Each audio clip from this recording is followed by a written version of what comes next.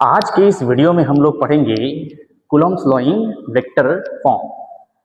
जैसा कि आप साफ साफ देख पा रहे हैं, यहाँ पे दो चार्जेस की पोजीशन लोकेट की गई है, Q1 और Q2।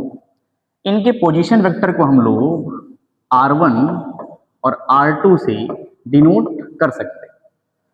अब इसको समझने के लिए पहले कुछ प्री रिक्विजिट हैं, उनको हम समझ लेते हैं कि हमें क्या पता होना चाहिए। जैसे पोजीशन वेक्टर, तो ये आपका हो गया ओरिजिन और ये हो गया कोई पॉइंट P जिसके कोऑर्डिनेट हैं x, y, z। Position vector simply होता है आप ओरिजिन से उस पॉइंट को मिला दीजिए।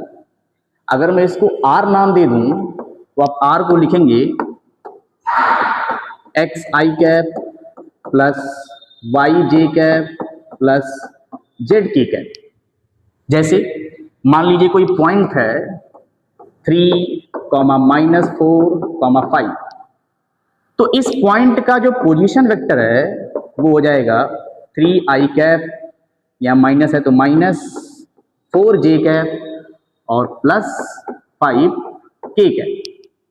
मान लीजिए कोई पॉइंट Q है जिसका पोजीशन वेक्टर है 1, 7, 9, तो पॉइंट Q का पोजीशन वेक्टर, माफ करिएगा, पॉइंट Q का पोजीशन वेक्टर हो जाएगा 1i कैप मतलब i cap plus 7j cap plus 9k cap.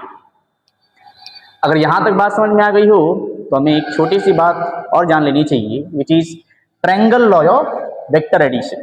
अब ये लॉ कैसे काम करता है बहुत ध्यान से देखिए। मान लीजिए कि ये एक वेक्टर A है और ये एक वेक्टर B है, तो वेक्टर A के हेड से वेक्टर B के टेल को स्टार्ट करते हैं, तो ये जो वेक्टर होगा ये इन दोनों का रिजल्टेंट होगा। जैसे अगर मैं इसको नाम दे दूं वेक्टर A और इसको नाम दे दूं वेक्टर B, तो ये जो वेक्टर होगा ये होगा A प्लस B, इसको C नाम दे देते हैं। यानी पहले वेक्टर के हेड से दूसरे वेक्टर का टेल स्टार्ट होगा। आप कह सकते हैं कि ये एंटी क्लॉकवाइज ऑर्डर में है, तो एंटी क्लॉकवाइज ऑर्डर में दो वेक्टर गए तो तीसरा वेक्टर क्लॉकवाइज ऑर्डर में होगा, तो तीसरा वेक्टर इन तीनों का रिजल्टेंट होगा। या आप पॉलीगन लॉ भी समझ सकते हैं। पॉलीगन लॉ क्या बोलता है कि आप किसी लूप में क्लॉकवाइज या एंटी क्लॉकवाइज चल सकते हैं, और अगर आप वेक्टर की डायरेक्शन में जाएंगे तो वेक्टर को पॉजिटिव लेंगे, अपोजिट जाएंगे तो नेगेटिव लेंगे। मान लीजिए मैं यहां से यहां चलता हूं तो A लिखेंगे क्योंकि मैं वेक्टर की डायरेक्शन में गया, यहां से यहां गया फिर से मैं वेक्टर की डायरेक्शन में गया तो प्लस B लिखेंगे, यहां से यहां आया तो अगेन वेक्टर की डायरेक्शन में आया तो plus C equals to 0 vector. ऐसे हम दिखा देंगे। अब हमको कूलॉम्स लॉ बहुत ही आसानी से समझ में आ सकता है। देखिए, जैसे मान लीजिए ये हमारा कोऑर्डिनेट सिस्टम है और ये हो गया हमारा x एक्सिस, ये हो गया y एक्सिस और ये हो गया z एक्सिस।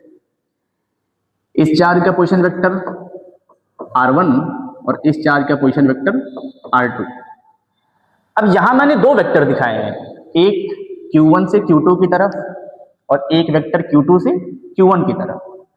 तो पहले मैं एक काम करता हूं, जो वेक्टर Q1 से Q2 की तरफ है उसकी वैल्यू निकालता हूं और उसको फिलहाल के लिए मैं A बोल देता हूं। तो क्या होगा, आप ट्रायंगल लॉ भी लगा सकते हैं और पॉलीगन लॉ भी लगा सकते हैं। अगर ट्रायंगल लॉ लगाना हो तो R1 के हेड से A वेक्टर स्टार्ट है, तो R1 प्लस A, R1 और A क्लॉकवाइज ऑर्डर में है और R2 कैसे हो गया, अपोजिट ऑर्डर में हो गया, तो इक्वल्स टू R2। यानी यहां से A का आंसर आ जाएगा R2 माइनस R1। अब इसको हम याद भी रख सकते हैं डायरेक्ट, अगर Q2 की तरफ है तो R2 माइनस R1 और अगर Q1 की तरफ है R1 माइनस R2। तो इस बात को हम लोग याद ही रख लेंगे। ये वेक्टर क्या आ जाएगा, ये वेक्टर आएगा R2 माइनस R1 और ये वेक्टर क्या आ जाएगा, ये आ जाएगा R1 minus R2।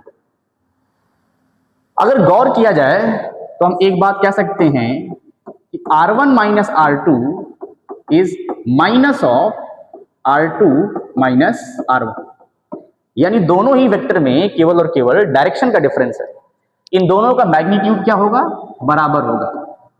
Mod of R1 minus R2 must be equals to mod of R2 minus R1। अगर किसी को मॉड लेना नहीं आता तो चिंता करने की कोई बात नहीं है, अभी मैं वो भी सिखा दूंगा। इसको हम R बोल देते हैं। अब अगर ध्यान से देखा जाए तो अगर मैं Q1 Q2 दोनों को पॉजिटिव मान लूं, तो Q1 Q2 को रिपल करेगा, इधर की तरफ एक फोर्स आएगा, इस फोर्स को हम नाम देंगे F21, यानी फोर्स ऑन 2 ड्यू टू 1। और सिमिलरली Q2 भी Q1 को रिपल करेगा, तो इसको हम नाम देंगे F12, यानी force on 1 due to 2। Value लिखी जाए अगर तो F12 क्या आएगा, F12 को अगर लिखा जाए तो ये क्या आएगा, यह आएगा, कूलम्ब लॉ कहता है K times Q1 Q2 upon distance का स्क्वायर, और इनके बीच जो डिस्टेंस है उसको हमने R बोला है, या फिर mod of R2 minus R1 बोल सकते हैं, R का स्क्वायर।